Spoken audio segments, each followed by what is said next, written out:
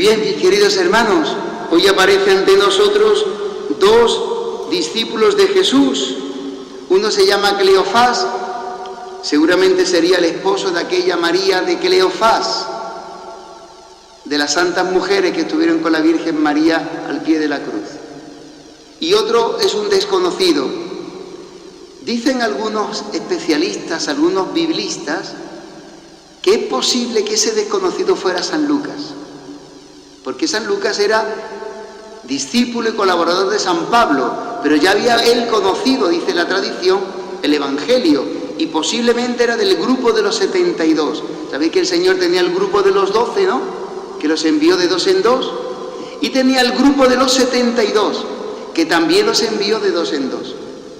Bueno, pues estos dos, resulta que después de los acontecimientos de la pasión del Señor, de su crucifixión, Viernes Santo, y sepultura, Viernes Santo, Sábado Santo, resulta que ellos forman parte del grupo de los discípulos.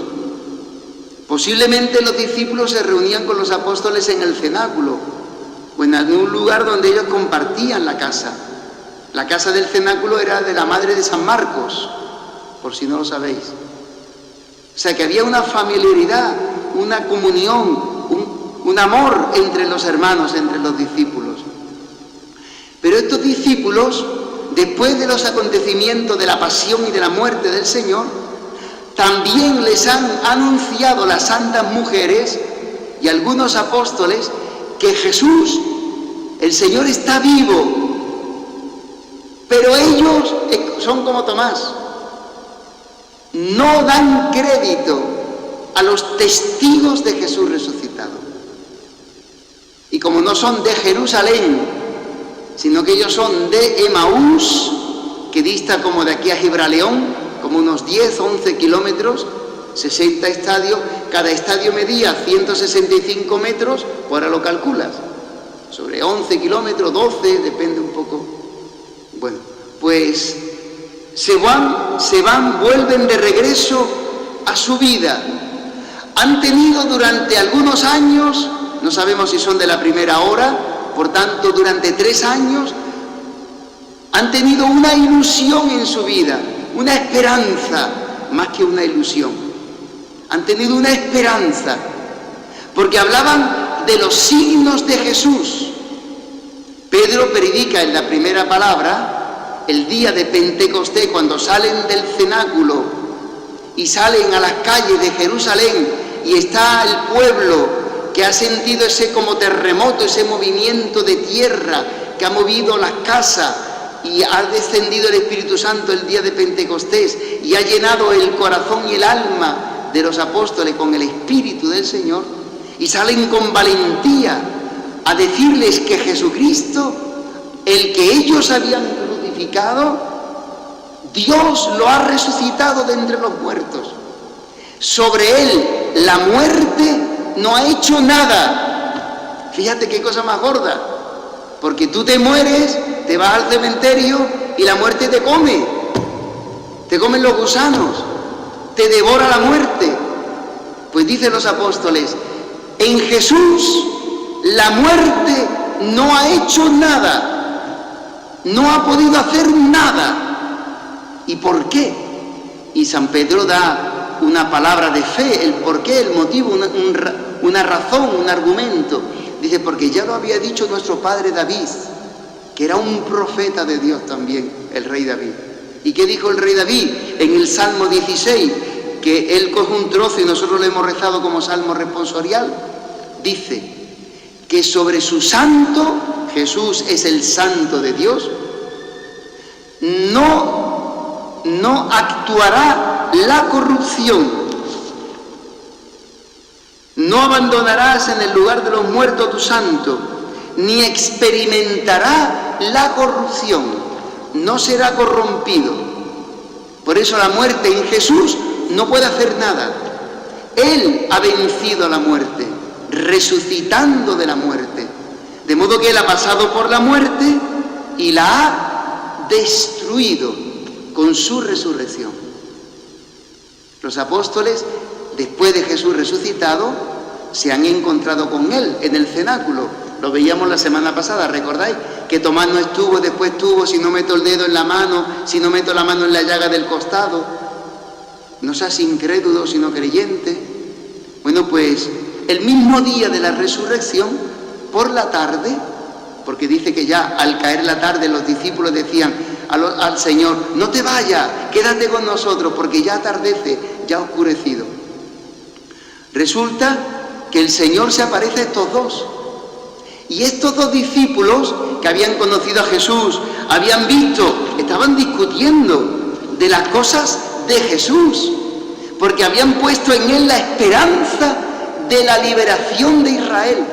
Pensaban que Jesús de Nazaret, que habían visto hacer en él milagros, había resucitado muertos, había expulsado demonios, había curado enfermos, había dado vista a los ciegos, había curado a mancos, a cojos, a paralíticos. O sea, habían visto en Jesús, lo que veíamos estos días, las señales del enviado de Dios, del Mesías, del profeta que tenía que venir.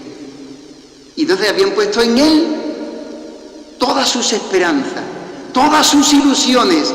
Este Jesús nos va a salvar, va a hacer de nosotros verdaderamente el pueblo de Dios y nos va a hacer libres. Ya no tendremos que obedecer a ningún César, a ningún poderoso de la tierra. Dios será nuestro rey, nuestro gobernante. Obedeceremos los mandamientos de Dios. Somos el pueblo, seremos su pueblo santo.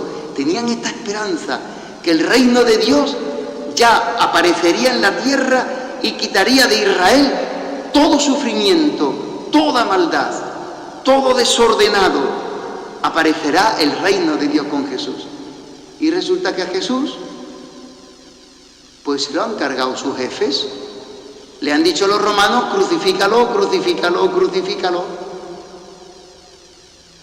Entonces, mi gozo en un pozo.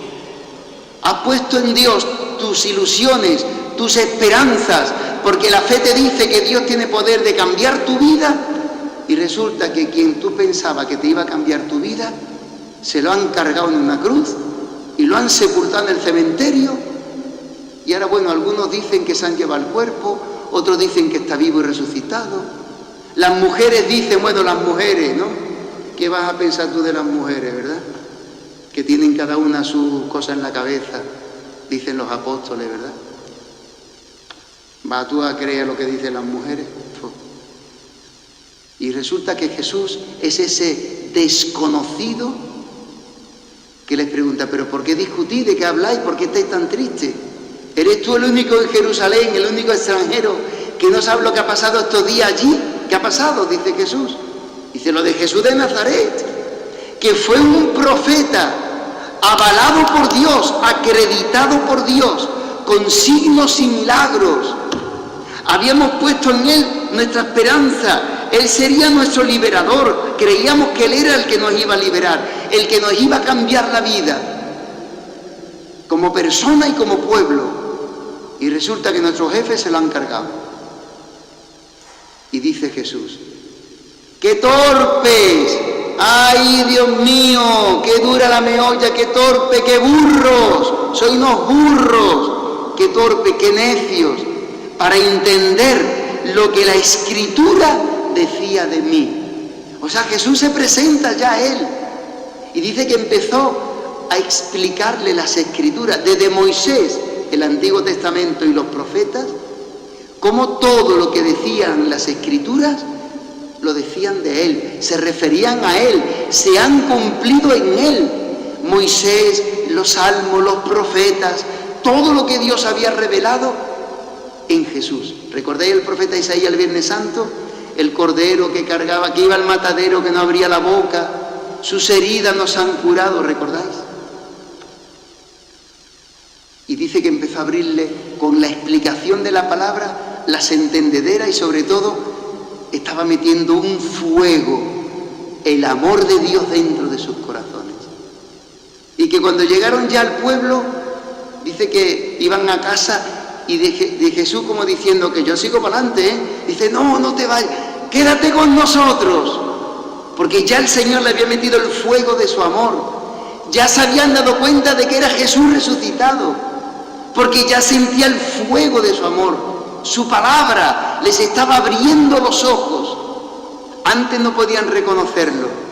Ahora resulta que Jesús se sienta a la mesa, como hace con nosotros en cada Eucaristía, toma el pan, como hace con nosotros en cada Eucaristía en la persona del presbítero, hace la acción de gracias, la Eucaristía.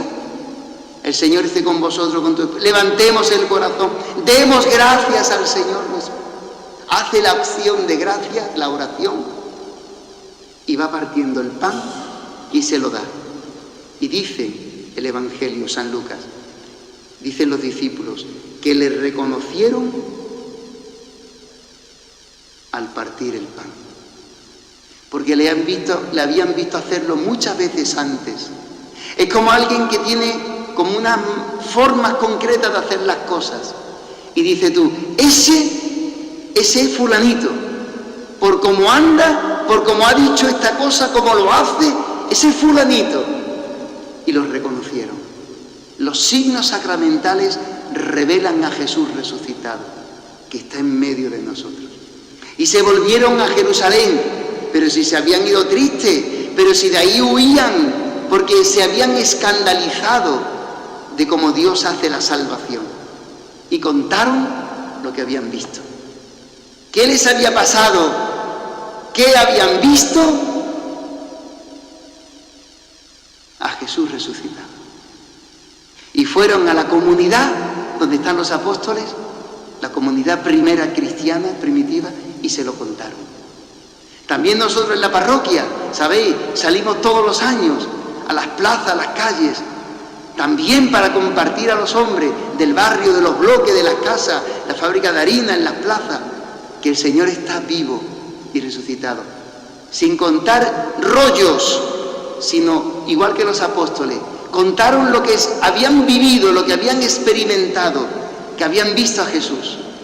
Pues mañana por la tarde, si queréis acompañarnos, a las 6 de la tarde estaremos aquí para hacer la oración y el rezo antes de salir y el envío que hace la Iglesia a los hermanos que son los hermanos de las comunidades, e iremos por las calles, iremos ahí a las plazas de la fábrica de harina y anunciaremos que el Señor está vivo, no con rollos, sino con lo que nosotros hemos experimentado, que quien pensábamos que era nuestro Salvador, que nos había prometido cambiar nuestra vida, que pensábamos que con Él vendría todo nuevo en nuestra vida, resulta que hace las cosas de una manera diferente a como nosotros pensamos. Estos se fueron escandalizados de Jerusalén. Nosotros nos escandalizamos muchas veces de cómo Dios hace las cosas en nuestra vida, porque siempre lo hace a través del sufrimiento y de la cruz, cuando nos descoloca con las cosas que nosotros pensamos que está haciéndolo mal. A lo mejor no se lo dice de boquilla, pero dentro de ti tú lo piensas. Qué malamente lo está haciendo Dios conmigo. Así no se tendría que hacer las cosas conmigo, ¿no? Yo lo haría de otra manera mejor que Dios, ¿no? Y te escandalizas cuando viene la cruz, el sufrimiento, los problemas. Pues Jesús les abre las entendederas cuando les explica la palabra. Y dice que conforme va explicándole la palabra, que es lo que el Señor hace con nosotros cada día en la misa, nos parte la palabra, nos parte el pan de la palabra para que nos alimentemos.